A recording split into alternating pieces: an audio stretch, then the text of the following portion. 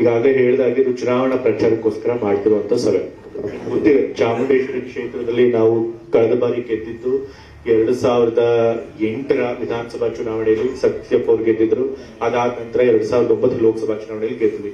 ಆಮೇಲೆ 2013ರಲ್ಲಿ ನಾವು ಸೋತಿದ್ದು ಚಾಮುಂಡೇಶ್ವರಿ ಕ್ಷೇತ್ರದಲ್ಲಿ. ಮತ್ತೆ ಯಾವ ಚುನಾವಣೆ ಕೂಡ ಇಲ್ಲಿ ಗೆಲ್ಲೋದಕ್ಕೆ ನಾವು ಸಾಧ್ಯ ಆಗಿಲ್ಲ. ಆದ್ರೆ ಚಾಮುಂಡೇಶ್ವರಿ ಕ್ಷೇತ್ರದಲ್ಲಿ ಹಾಗಂತ ನಮ್ಮ ಪಕ್ಷದಲ್ಲಿ ಬಲ ಇಲ್ಲ ಅಂತಲ್ಲ. ನಮ್ಮ ಕಾರ್ಯಕರ್ತರು ಈಗಲೂ ಕೂಡ ಬಹಳಷ್ಟು ಜನ ಇದ್ದಾರೆ, ನಮ್ಗೆ ಮತ ಹಾಕೋರು ಬಹಳಷ್ಟು ಜನ ಇದ್ದಾರೆ. ಅದಕ್ಕೆ ಸಾಕ್ಷಿ ಅಂದ್ರೆ ಕಳೆದ ವಿಧಾನಸಭಾ ಚುನಾವಣೆಯಲ್ಲಿ ನಾವೇನು ಹೆಚ್ಚು ಪ್ರಯತ್ನ ಮಾಡಲ್ಲ, ಆದ್ರೂ ಕೂಡ ನಮ್ಗೆ 78,000 ಓಟ್ಗಳು ಬಂದಿದೆ. ಕಳೆದ ಲೋಕಸಭಾ ಚುನಾವಣೆಯಲ್ಲಿ ನಾವು 25,000 ಮತಗಳ ಅಂತರದಿಂದ ಕಮ್ಮಿ ಆಗಿದ್ದೀವಿ ಚಾಮುಂಡೇಶ್ವರಿ ಕ್ಷೇತ್ರದಲ್ಲಿ. ಸೊ ಹಾಗಾಗಿ ನಮ್ಮ ಕಾರ್ಯಕರ್ತರು ಮನಸ್ಸು ಪಟ್ರೆ, ನೀವು ಸಂಕಲ್ಪ ಮಾಡಿದ್ರೆ ನಮ್ಮ ಅಭ್ಯರ್ಥಿ ಗೆಲ್ಲಿಸಬೇಕು, ಸರಿಯಾಗಿ ಪ್ರಚಾರ ಮಾಡ್ತೀವಿ ಅಂತಂದ್ರೆ ಖಂಡಿತ ನಾವು ಚಾಮುಂಡೇಶ್ವರಿ ಕ್ಷೇತ್ರದಲ್ಲಿ ಹೆಚ್ಚಿನ ಬಹುಮತ ಪಡೆಯೋದಕ್ಕೆ ಸಾಧ್ಯ ಆಗೇ ಆಗುತ್ತೆ. ಸುಮಾರು 330 ಬೂತ್ಗಳು ಬರ್ತವೆ. ಒಂದೊಂದು ಬೂತ್ ಅಲ್ಲೂ ನಾವು ಕಾರ್ಯಕರ್ತರು ಮನಸ್ಸು ಮಾಡಿದ್ರೆ, ದೊಡ್ಡ ದೊಡ್ಡ ಗ್ರಾಮ ಪಂಚಾಯತ್ಗಳಲ್ಲಿ ಸ್ವಲ್ಪ ಜಾಸ್ತಿ ಬಹುಮತ, ಸಣ್ಣ ಸಣ್ಣ ಗ್ರಾಮ ಪಂಚಾಯತ್ಗಳಲ್ಲಿ ಸ್ವಲ್ಪ ಹೆಚ್ಚಿನ, ಕಳೆದ ಬಾರಿಗಿಂತ ಸ್ವಲ್ಪ ಹೆಚ್ಚಿನ ಬಹುಮತ, ಈ ರೀತಿ ಮಾಡಿ ಒಂದು ಆವರೇಜ್ 100 ಮತಗಳು ಪ್ರತಿಯೊಂದು ಬೂತ್ ನಲ್ಲಿ ನಾವು ಹೆಚ್ಚು ತೆಗೆದುಕೊಂಡ್ರೆ ಸಾಕು 33,000 ಮತಗಳನ್ನ ಪಡಿಬಹುದು. ಆದ್ರೆ ಕಳೆದ ಬಾರಿ 25,000 ಮತ ಅವ್ರು ಗೆದ್ದಿದ್ರು, ನಾವು ಸರಿ 33,000 ಹೆಚ್ಚಿನ ತೆಗೆದುಕೊಳ್ಳಕ್ಕೆ ಸಾಧ್ಯ ಆಗುತ್ತೆ. ಸೊ ಕಳೆದ ಬಾರಿಗಿಂತ ಅವ್ರ ಬಹುಮತ ಕಮ್ಮಿ ಮಾಡಿ, ಅವ್ರಿಗೆ ಬಹುಮತ ಬರ್ದೇ ಮಾಡಿ ನಾವು ಬಹುಮತ ಪಡ್ಕೊಳ್ಳೋದಕ್ಕೆ ಸಾಧ್ಯ ಆಗುತ್ತೆ. ಆದ್ರೆ ಆ ಕೈಯಲ್ಲಿರೋದು ನಮ್ಮ ಕಾರ್ಯಕರ್ತರ ಕೈ. ಈಗ 2008ರಿಂದ ನಾವು ಇಲ್ಲಿ ಗೆದ್ದಿಲ್ಲ. ನಮ್ಗೆ ಅವಾಗ ಸರ್ಕಾರನು ಇಲ್ಲ. 2008ರಲ್ಲಿ 2014ರಲ್ಲಿ ನಮ್ಮ ಸರ್ಕಾರ ಇತ್ತು. ಆಗ ಯಾರು ಇಲ್ಲಿ ನಾಯಕತ್ವ ವಹಿಸ್ಕೊಂಡಿದ್ರು ಅವ್ರ ಕಾರ್ಯಕರ್ತರು ಕೆಲಸ ಮಾಡ್ಕೊಟ್ಟಿದ್ದಾರೆ. ಆದ್ರೆ ಅದಾದ್ಮೇಲೆ ಈ ಬಾರಿ ಮತ್ತೆ ನಮ್ಮ ಸರ್ಕಾರ ಇದೆ. ಆದ್ರೆ ಕಾರ್ಯಕರ್ತರಿಗೆ ಸರಿಯಾಗಿ ಕೆಲಸ ಆಗ್ತಿಲ್ಲ. ನಮ್ಮ ನಾಯಕರುಗಳು ಮತ್ತೆ ಕಾರ್ಯಕರ್ತರು ಈ ಸಾರಿ ನಮ್ಮ ಚುನಾವಣೆಯಲ್ಲಿ ನೀವು ಕಷ್ಟಪಟ್ಟು ಗೆಲ್ಲಿಸ್ಕೊಟ್ರೆ, ಬಹುಮತ ತಂದು ಕೊಟ್ಟರೆ, ನೀವು ಬಂದು ನಮ್ಮನ್ನ ಸರ್ಕಾರದಿಂದ ಕೇಳಿ ನಮ್ಮ ಚಾಮುಂಡೇಶ್ವರಿ ಕ್ಷೇತ್ರಕ್ಕೆ ಆಗ್ಬೇಕಾದ ಕೆಲಸಗಳನ್ನ ಹಕ್ಕಿನಿಂದ ಒತ್ತಾಯಿಂದ ಕೇಳೋದಕ್ಕೆ ಸಾಧ್ಯ ಆಗುತ್ತೆ. ಮತ್ತೆ ನಾಯಕರಿಗೂ ಕೂಡ ಹೌದಪ್ಪ, ನಮ್ಮ ಚಾಮುಂಡೇಶ್ವರಿ ಕ್ಷೇತ್ರದ ಕಾರ್ಯಕರ್ತರು ನಮ್ಮ ಪಕ್ಷನ ಬಹಳಷ್ಟು ಗಟ್ಟಿಯಾಗಿ ಇಟ್ಕೊಂಡಿದ್ದಾರೆ, ಅಲ್ಲಿ ಪಕ್ಷನ ಬಹಳಷ್ಟು ಬಲಿಷ್ಠವಾಗಿ ಬೆಳೆಸ್ತಾ ಇದ್ದಾರೆ, ಹಾಗಾಗಿ ನಾವು ಕೂಡ ಅವ್ರಿಗೆ ಸಹಕಾರ ಬೆಂಬಲ ಕೊಡಬೇಕು ಅನ್ನೋ ಮನೋಭಾವನೆ ಬರುತ್ತೆ. ಮತ್ತೆ ಹಾಗಾಗಿ ನಮ್ಮ ಕಾರ್ಯಕರ್ತರನ್ನ ಕೇಳ್ಕೊಳ್ಳೋದು ಇಷ್ಟ ಇದೆ, ಇವಿಟ್ಟು ಈ ಬಾರಿ ಚುನಾವಣೆ ಬಹಳ ಗಂಭೀರವಾಗಿ ತೆಗೆದುಕೊಳ್ಳಿ. ಈ ಒಂದು ಚುನಾವಣೆ ಮೈಸೂರು ಮತ್ತೆ ಕೊಡಗು ಲೋಕಸಭಾ ಕ್ಷೇತ್ರ ಏನಿದೆ, ಇದು ಮುಖ್ಯಮಂತ್ರಿಗಳ ತವರು ಜಿಲ್ಲೆ. ಮುಖ್ಯಮಂತ್ರಿಗಳ ತವರು ಜಿಲ್ಲೆ ಆಗಿರುತ್ತೆ. ಇದು ಒಂದು ಬಹಳ ಪ್ರತಿಷ್ಠವಾದಂತ ಚುನಾವಣೆ ಆಗುತ್ತೆ. ಮತ್ತೆ ಅದೇ ರೀತಿ ಚಾಮುಂಡೇಶ್ವರಿ ಕ್ಷೇತ್ರ ಕೂಡ ತಂದೆಯವರು ರಾಜಕೀಯ ಪ್ರಾರಂಭ ಮಾಡಿದಂತ ಕ್ಷೇತ್ರ. ಮತ್ತೆ ಅವ್ರ ರಾಜಕೀಯದ ಅತ್ಯಂತ ಸಂಕಷ್ಟವಾದ ಸಮಯ ಉಪಚುನಾವಣೆ 2006 ಉಪಚುನಾವಣೆ. ಆಗ್ಲೂ ಕೂಡ ಅವ್ರಿಗೆ ಮರುಜನ್ಮ ಕೊಟ್ಟಂತ ಕ್ಷೇತ್ರ ಚಾಮುಂಡೇಶ್ವರಿ ಕ್ಷೇತ್ರ. ಹಾಗಾಗಿ ಈ ಒಂದು ಕ್ಷೇತ್ರ ಪ್ರತಿಷ್ಠಿತವಾದ ಕ್ಷೇತ್ರ. ಇಲ್ಲಿ ನಾವು ಬಹುಮತ ಪಡೆದೇ ಹೋದರೆ ಖಂಡಿತ ಸರ್ಕಾರಕ್ಕೆ, ಮುಖ್ಯಮಂತ್ರಿಗಳಿಗೆ ನಮಗೆ ಮುಜುಗರ ಆಗುತ್ತೆ. ಸೊ ಖಂಡಿತ ದಯವಿಟ್ಟು ಇದನ್ನ ನೀವು ಗಮನದಲ್ಲಿಟ್ಕೊಂಡು ಈ ಬಾರಿ ಚುನಾವಣೆಯಲ್ಲಿ ಹಗಲು ರಾತ್ರಿಯಿಂದ ದುಡಿದು ನಮ್ಮ ಅಭ್ಯರ್ಥಿಗೆ ಬಹುಮತ ತಂದುಕೊಡುವಂತ ಕೆಲಸನ ನೀವು ಮಾಡ್ಬೇಕು. ಮತ್ತೆ ಕಾರ್ಯಕರ್ತರು ಅದಕ್ಕೆ ಹೆಚ್ಚು ಶ್ರಮ ಪಡಬೇಕಾಗಿಲ್ಲ. ಯಾಕೆಂತಂದ್ರೆ ಮತದಾರನ ಕೇಳಕ್ಕೆ ನೀವು ಮತ ಕೇಳೋದಕ್ಕೆ ಹಿಂಜರಿಬೇಕಾಗಿಲ್ಲ. ಯಾಕೆಂತಂದ್ರೆ ನಮ್ಮ ಕಾಂಗ್ರೆಸ್ ಪಕ್ಷ ಮತದಾರರಿಗೆ ಏನೇನ್ ಭರವಸೆಗಳನ್ನು ಕೊಟ್ಟಿದ್ವಿ ಅದನ್ನೆಲ್ಲ ಮಾಡ್ಕೊಟ್ಟಿದ್ವಿ. 2013ರಲ್ಲಿ ನಾವಿದ್ದಾಗಲೂ ಕೂಡ 165 ಭರವಸೆಗಳನ್ನು ಕೊಟ್ಟಿದ್ವಿ. 155 ಭರವಸೆಗಳನ್ನ ಪೂರೈಸಿದ್ವಿ, ಈಡೇರಿಸಿಕೊಟ್ಟಿದ್ವಿ. ಅದಾದ್ಮೇಲೆ ಏನ್ 30 ಕಾರ್ಯಕ್ರಮ, ಹೆಚ್ಚಿನ ಕಾರ್ಯಕ್ರಮ ಪ್ರಣಾಳಿಕೆಯಲ್ಲಿ ಇದ್ದದನ್ನು ಕೂಡ ಮಾಡ್ಕೊಟ್ವಿ. ಈ 2023 ಚುನಾವಣೆಗಿಂತ ಮುಂಚೆ ಜಯರಾಮೇಗೌಡರು ಹೇಳಿದಾಗೆ ನಾವು ಗ್ಯಾರಂಟಿ ಕಾರ್ಡ್ಗಳನ್ನ ಕೊಟ್ಟು ಸೈನ್ ಮಾಡಿ ಮುಖ್ಯಮಂತ್ರಿಗಳು ಮತ್ತೆ ನಮ್ಮ ಕೆಪಿಸಿಸಿ ಪ್ರೆಸಿಡೆಂಟ್ ಆದ ಡಿ ಕೆ ಶಿವಕುಮಾರ್ ಸೈನ್ ಮಾಡಿಕೊಟ್ಟಿದ್ರು. ನಾವು ಅಧಿಕಾರಕ್ಕೆ ಬಂದ್ರೆ ಮಾಡೇ ಮಾಡ್ಕೊಡ್ತೀವಿ ಅಂತ ಜನ ನಂಬಿದ್ರು. ಜನ ನಂಬಿ ನಮ್ಗೆ ವೋಟ್ ಹಾಕಿದ್ರು.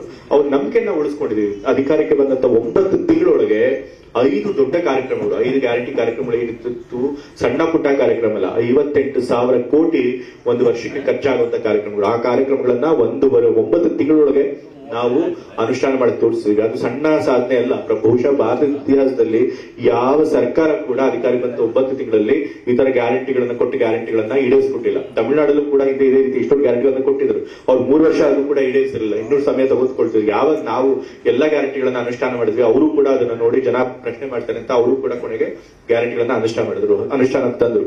ಸೊ ಹಾಗಾಗಿ ನಮ್ಮ ಕಾಂಗ್ರೆಸ್ ಪಕ್ಷ ಎಲ್ಲಾ ಕಡೆ ಒಂದು ರೀತಿ ಮೇಲ್ಪಂಕ್ತಿಯನ್ನು ಹಾಕ್ತಿದೆ ಸಿದ್ದರಾಮಯ್ಯ ನೇತೃತ್ವದ ಸರ್ಕಾರ. ಮತ್ತೆ ಮೋದಿ ಭರವಸೆಗಳು ಅಂತ ಹೇಳ್ತಾರೆ, ಮೋದಿ ಗ್ಯಾರಂಟಿ ಅಂತೇಳಿ. ಇವತ್ತು ನಮ್ಮ ಗ್ಯಾರಂಟಿ ಸ್ಕೀಮ್ಗಳು ಜನಪ್ರಿಯ ಆಗಿರೋದು ನೋಡಿ ಬಿಜೆಪಿ ಅವರು ಹೆದರ್ಕೊಂಡು ಏನ್ ಮಾಡಿದ್ರು, ಅವ್ರು ಯಾವ್ದೋ ಒಂದು ಗ್ಯಾರಂಟಿ ಕಾರ್ಯಕ್ರಮ ಕೊಡದೆ ಹೋದ್ರು ಕೂಡ ನಮ್ಮ ಶಬ್ದನೇ ಕಾಪಿ ಮಾಡ್ಬಿಟ್ಟಿದ್ದಾರೆ ಗ್ಯಾರಂಟಿನ, ಮೋದಿ ಕಾ ಗ್ಯಾರಂಟಿ ಅಂತ. ಅಂದ್ರೆ ಮೋದಿನೇ ಗ್ಯಾರಂಟಿ, ಜನರಿಗೆ ಯಾವ ಗ್ಯಾರಂಟಿ ಕಾರ್ಯಕ್ರಮ ಕೊಡ್ಬೇಕಲ್ಲ, ನಮ್ ಗ್ಯಾರಂಟಿ ಕಾರ್ಯಕ್ರಮಗಳು ಪ್ರತಿಯೊಂದು ಕುಟುಂಬಕ್ಕೆ ಸುಮಾರು ತಿಂಗಳಿಗೆ 4,000-5,000 ರೂಪಾಯಿ ಅನುಕೂಲ ಮಾಡ್ಕೊಡ್ತಾ ಇದೆ. ಆದ್ರೆ ಮೋದಿ ಯಾವ ಗ್ಯಾರಂಟಿನೂ ಕೊಟ್ಟಿಲ್ಲ, ಜನರಿಗೆ ಯಾವ ದುಡ್ಡು ಕೊಡ್ತಾ ಇಲ್ಲ. ಆದ್ರೂ ಕೂಡ ಮೋದಿನೇ ಗ್ಯಾರಂಟಿ ಅಂತ ಹೇಳಿ ಪ್ರಚಾರ ಮಾಡ್ತಾರೆ. ಮೋದಿ ಮುಖ ನೋಡ್ಕೊಂಡು ಜನರಿಗೆ ಹೊಟ್ಟೆ ತುಂಬುತ್ತಾ, ಅವ್ರ ಮಕ್ಕಳಿಗೆ ಕೆಲಸ ಸಿಗುತ್ತಾ, ಅವ್ರ ಮಕ್ಕಳಿಗೆ ಶಿಕ್ಷಣ ಸಿಗುತ್ತಾ, ರೈತರ ಕಷ್ಟ ಪರಿಹಾರ ಆಗುತ್ತಾ?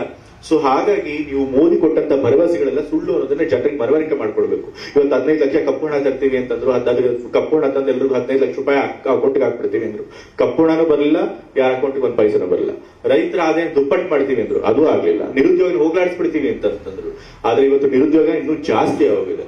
ಸೊ ಹಾಗಾಗಿ ಅವ್ರು ಏನೇನು ಭರವಸೆಗಳು ಕೊಟ್ಟಿದ್ವೋ ಯಾವ್ದನ್ನು ಮಾಡಿಲ್ಲ. ಹಾಗಾಗಿ ಮೋದಿ ಗ್ಯಾರಂಟಿ ಅಂದ್ರೆ ಅದು ಸುಳ್ಳು ಗ್ಯಾರಂಟಿ, ಪೊಳ್ಳು ಗ್ಯಾರಂಟಿ ಅಂತ ಹೇಳಿ ನೀವು ಜನರಿಗೆ ಮನವರಿಕೆ ಮಾಡ್ಕೊಡ್ಬೇಕು. ಮತ್ತೆ ಮೋದಿ ಬಂದ ಮೇಲೆ ರೈತರ ಕಷ್ಟಗಳು ಜಾಸ್ತಿ ಆಗ್ಬಿಟ್ಟಿದೆ. ಇವಾಗ ರೈತರಿಗೆ ಪಾಪ ಕೀಟನಾಶಕ ಬೆಲೆ, ಗೊಬ್ಬರ ಬೆಲೆ ಎಲ್ಲ ಜಾಸ್ತಿ ಆಗ್ಬಿಟ್ಟಿದೆ. ಕನಿಷ್ಠ ಬೆಂಬಲ ಬೆಲೆ ಕೊಡಿ ಅಂತ ಹೇಳಿ ಪಾಪ ಪ್ರತಿಭಟನೆ ಮಾಡ್ತೀವಿ ಅಂತಂದ್ರೆ ಅವ್ರಿಗೆ ಪ್ರತಿಭಟನೆಗೆ ಅನುಮತಿ ಕೂಡ ಕೊಡೋದಿಲ್ಲ.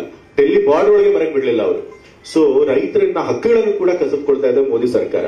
ಆದ್ರೆ ನಮ್ಮ ಪಕ್ಷ ಏನ್ ಮಾಡಿದೆ ಈ ಸರಿ, ಎಐಸಿಸಿ ಪಕ್ಷ, ಭಾರತ ರಾಷ್ಟ್ರೀಯ ಕಾಂಗ್ರೆಸ್ ಪಕ್ಷ, ಈ ಸರಿ ನಾವು ಅಧಿಕಾರಕ್ಕೆ ಬಂದ್ರೆ ರೈತರಿಗೆ ನಾವು ಅನುಕೂಲ ಮಾಡ್ಕೊಡ್ತೀವಿ ಅಂತ ಹೇಳಿದ್ವಿ. ಕೃಷಿ ಕ್ಷೇತ್ರದಲ್ಲಿ ಇರುವಂತಹ GST ನ ತೆಗೆದಾಕ್ತಿವಿ ಅಂತ ಹೇಳಿದ್ವಿ. ಅದರಿಂದ ಗೊಬ್ಬರ ಮತ್ತೆ ಕೀಟನಾಶಕ ಬೆಳೆ ಕಮ್ಮಿ ಆಗುತ್ತೆ. ಮತ್ತೆ ರೈತರ ಸಾಲ ಮನ್ನಾ ಮಾಡ್ತೀವಿ ಅಂತ ಹೇಳಿದೀವಿ. ಹಿಂದೆ ಮನಮೋಹನ್ ಸಿಂಗ್ ಅವರು ರೈತರ ಸಾಲ ಮನ್ನಾ ಮಾಡಿದ್ರು. ಕರ್ನಾಟಕದಲ್ಲೂ ಕೂಡ ಸಿದ್ದರಾಮಯ್ಯ ಅವರು ಸಹಕಾರಿ ಬ್ಯಾಂಕ್ ಅಲ್ಲಿ ರೈತರಿಗೆ ಸಾಲ ಮನ್ನಾ ಮಾಡಿದ್ರು. ಈಗ ಮತ್ತೆ ರೈತರ ಸಾಲ ಮನ್ನಾ ಮಾಡ್ತೀವಿ ಅಂತ ಹೇಳಿ ನಾವು ಗ್ಯಾರಂಟಿ ಕೊಟ್ಟಿದ್ದೀವಿ. ಅದನ್ನ ನೀವು ಜನರಿಗೆ ತಿಳಿಸ್ಕೊಡ್ಬೇಕು. ಇವತ್ತು ಬೆಲೆ ಏರಿಕೆ ಜಾಸ್ತಿ ಆಗಿದೆ. ಇವತ್ತು ಅರುಣ್ ಅವ್ರು ಹೇಳ್ತಿದ್ರು, ಎಲ್ಲ ಬೆಲೆ ಏರಿಕೆ ಮಾಡಿ ಚುನಾವಣೆ ಹತ್ರ ಬಂದಾಗ ಮಾತ್ರ ಕಮ್ಮಿ ಮಾಡ್ತಾರೆ, ಗ್ಯಾಸ್ ಬೆಲೆನ ಮತ್ತೆ ಪೆಟ್ರೋಲ್ ಬೆಲೆನ, ಮತ್ತೆ ಅವ್ರ ಅಧಿಕಾರಕ್ಕೆ ಬಂದರೆ ಜಾಸ್ತಿ ಮಾಡ್ತಾರೆ. ಈ ರೀತಿ ಬರೀ ಒಂದು ರೀತಿ ಕಪಟ ನಾಟಕನ ಬಿಜೆಪಿ ಅವರು ಆಡ್ತಾ ಇರ್ತಾರೆ. ಆದ್ರೆ ನಾವು ಈ ಬೆಲೆ ಏರಿಕೆಯಿಂದ ಜನರಿಗೆ, ಅದು ಮಹಿಳೆಯರಿಗೆ ಸ್ವಲ್ಪ ಆದ್ರೂ, ಯಾಕಂದ್ರೆ ಮಹಿಳೆಯರೇ ಮನೆ ನಡೆಸುವಂತದ್ದು, ಹಾಗೆ ಅವ್ರು ಸ್ವಲ್ಪ ಆದ್ರೂ ಅವ್ರ ಜೀವನ ಸುಧಾರಿಸಬೇಕು ಅಂತ ಹೇಳಿ ತಿಂಗಳಿಗೆ 2,000 ರೂಪಾಯಿ ಗೃಹಲಕ್ಷ್ಮಿ ಕೊಡ್ತಿದ್ದೀವಿ, ಕರೆಂಟ್ ಫ್ರೀ ಕೊಡ್ತಿದ್ದೀವಿ, ಬಸ್ ಪ್ರಯಾಣ ಉಚಿತ ಕೊಡ್ತಿದ್ದೀವಿ, ಅನ್ನಭಾಗ್ಯ ಕೊಡ್ತಿದ್ವಿ. ಈಗ ನಾವೇನಾದ್ರೂ ಕೇಂದ್ರದ ಅಧಿಕಾರಿಗೆ ಬಂದ್ರೆ ನಮ್ಮ ಪಕ್ಷ ಅನೌನ್ಸ್ ಮಾಡಿದೆ, ಘೋಷಣೆ ಮಾಡಿದೆ, ವರ್ಷಕ್ಕೆ ಬಡ ಕುಟುಂಬದವರಿಗೆ ವರ್ಷಕ್ಕೆ 1 ಲಕ್ಷ ರೂಪಾಯಿ ಮಹಿಳೆಗೆ ಕೊಡ್ತೀವಿ ಅಂತೇಳಿ. ಅಂತಂದ್ರೆ ಹತ್ರ ತಿಂಗಳಿಗೆ 8,000 ರೂಪಾಯಿ ಕೊಡ್ತೀವಿ ಅಂತ. ನಾವು ಕರ್ನಾಟಕದಲ್ಲಿ 2,000 ರೂಪಾಯಿ ಕೊಡ್ತೀವಿ. ಆದ್ರೆ ಕೇಂದ್ರದಲ್ಲಿ ಈ ಸರಿ ನಾವು ಗೆದ್ರೆ ವರ್ಷಕ್ಕೆ 8,000 ರೂಪಾಯಿ ಕೊಡ್ತೀವಿ, ಮಹಾಲಕ್ಷ್ಮಿ ಯೋಜನೆ ಅಂತ ಹೇಳಿ ಘೋಷಣೆ ಮಾಡಿದ್ವಿ. ಸೊ ಅದನ್ನು ಕೂಡ ನೀವು ಜನಗಳಿಗೆ ತಿಳಿಸ್ಕೊಡ್ಬೇಕು. ರೈತರ ಸಮಸ್ಯೆಗಳನ್ನು ತಿಳಿಸ್ಕೊಡ್ಬೇಕು. ಬೆಲೆ ಏರಿಕೆ ಆಗಿ ಹಿಂಗೆ ಜನಸಾಮಾನ್ಯ ಕಷ್ಟ ಪಡ್ತಾರೆ ಅಂತ ಜನರಿಗೆ ತಿಳಿಸ್ಕೊಡ್ಬೇಕು. ನಾವು ಘೋಷಣೆ ಮಾಡುವಂತ ಗ್ಯಾರಂಟಿ ಕಾರ್ಯಕ್ರಮ, ಕೇಂದ್ರದಲ್ಲಿ ಏನು ಗ್ಯಾರಂಟಿ ಕಾರ್ಯಕ್ರಮಗಳನ್ನು ಘೋಷಣೆ ಮಾಡಿದೆ ಅಂತ ತಿಳ್ಕೊಂಡು ಅದನ್ನು ಕೂಡ ಜನರಿಗೆ ತಿಳಿಸ್ಕೊಡ್ಬೇಕು. ಮತ್ತೆ ಇವತ್ತು ಬಿಜೆಪಿ ಸರ್ಕಾರ ಅಂದ್ರೆ ಅದು ಭ್ರಷ್ಟ ಸರ್ಕಾರ. ರಾಜ್ಯದಲ್ಲೂ ಕೂಡ 40% ಕಮಿಷನ್ ಸರ್ಕಾರ ಅಂತ ಹೇಳಿ ಹೆಸರು ಮಾಡಿತ್ತು, ಕುಖ್ಯಾತಿ ಪಡೆದಿತ್ತು. ಇವಾಗ ಮೋದಿ ಸರ್ಕಾರ ಕೂಡ ಅಷ್ಟೇ ಭ್ರಷ್ಟಾಚಾರದಲ್ಲಿ ತೊಡ್ಕೊಂಡಿದೆ. ನೀವು ಅದನ್ನು ಕೂಡ ಜನರಿಗೆ ತಿಳಿಸಬೇಕು. ಕನ್ನಡಿಗರ ಮೆಚ್ಚಿನ ನಿಮ್ಮ ನ್ಯೂಸ್ 18 ಕನ್ನಡ ಈಗ ವಾಟ್ಸ್ಆಪ್ನಲ್ಲಿಯೂ ಲಭ್ಯ. ಕರ್ನಾಟಕ ಮತ್ತು ದೇಶ ವಿದೇಶದ 360 ಡಿಗ್ರಿ ಸುದ್ದಿ ವಿವರವನ್ನ ನೀವು ನಿಮ್ಮ ಕೈ ಬೆರಳುಗಳಲ್ಲಿಯೇ ಪಡೆಯೋದಿಕ್ಕೆ ಈ QR ಕೋಡ್ ಅನ್ನು ಸ್ಕ್ಯಾನ್ ಮಾಡಿ. ನಮ್ಮ ಚಾನೆಲ್ ಅನ್ನು ಫಾಲೋ ಮಾಡಿ, ನೋಟಿಫಿಕೇಶನ್ ಆನ್ ಮಾಡಿ.